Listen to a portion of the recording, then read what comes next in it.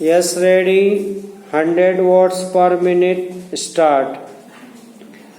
हमारे यहाँ एक छोटा सा जिला है, वहाँ अच्छा समुद्र का बीच है। उसके विकास के लिए आपको पूरा प्रयत्न करना चाहिए। हवाई सेवा में बराबर जो हड़ताल हो रही है उसको बंद करना चाहिए।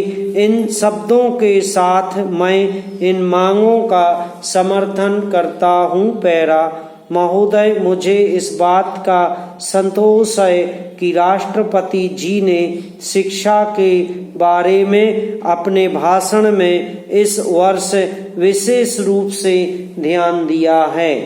हमको दुख के साथ यह स्वीकार करना चाहिए कि आज़ादी के बाद शिक्षा में जितना सुधार होना चाहिए था वह नहीं हो सका है। उसके कुछ भी कारण रहे हों, आर्थिक हों या दूसरे, लेकिन यह हमको मानना पड़ेगा कि शिक्षा के क्षेत्र में अभी बहुत कुछ काम करने को बाकी है। शिक्षा आयोग की रिपोर्ट में जो सिफारिशें हैं उनको तुरंत अमल में लाया जाना चाहिए था, परंतु ऐसा नहीं किया गया। इसके कई कारण हैं। योजना आयोग ने और भारत सरकार ने बुनियादी शिक्षा को स्वीकार किया है। मैं यह कहना चाहता हूँ कि अब वह ज़माना नहीं रहा जबकि बुनियादी शिक्षा को सिर्फ कुछ ही क्षेत्रों में चलाया जाए।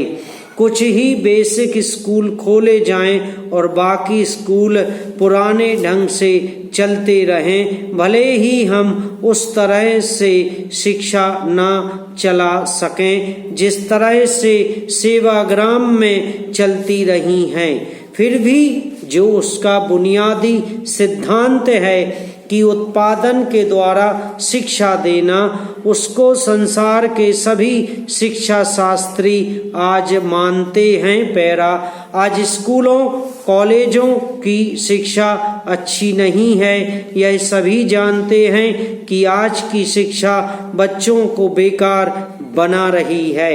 इसलिए मैं तो यह चाहता हूँ कि जो हमारी शिक्षा हो, जो स्कूल कॉलेज हों, उनमें बुनियादी शिक्षा का सिद्धांत जरूर लागू किया जाना चाहिए। यह नहीं होना चाहिए कि कुछ बेसिक स्कूल खोले जाएं और बाकी सभी पुराने ढंग पर चलते रहें।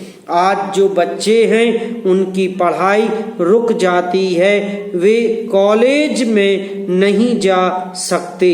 मैं समझता हूँ कि हमारा शिक्षा मंत्रालय इसकी तरफ पूरा ध्यान देगा ताकि राष्ट्रपति जी ने अपने भाषण में जो कुछ कहा है वह पूरा हो सके और शिक्षा के क्षेत्र में परिवर्तन हो सके। पैरा हम यह अक्सर कहते हैं कि जब नई सरकार आती है तो नया झंडा होना चाहिए, लेकिन मैं समझता हूँ कि नई सरकार के आने के साथ नई शिक्षा का आना भी बहुत जरूरी है। राष्ट्रपति जी के भाषण में दलित जातियों के बारे में भी जिक्र है। मैं उसको बहुत महत्वपूर्ण मानता हूँ। यद्यपि आज भारत स्वतंत्र है, लेकिन यदि हम हरिजनों की तरफ और जो आदिम जातियां हैं उनकी तरफ ध्यान नहीं देंगे तो सिर्फ सामाजिक ही नहीं, राजनीतिक उलझनों के खड़े होने का डर है। समाप्त।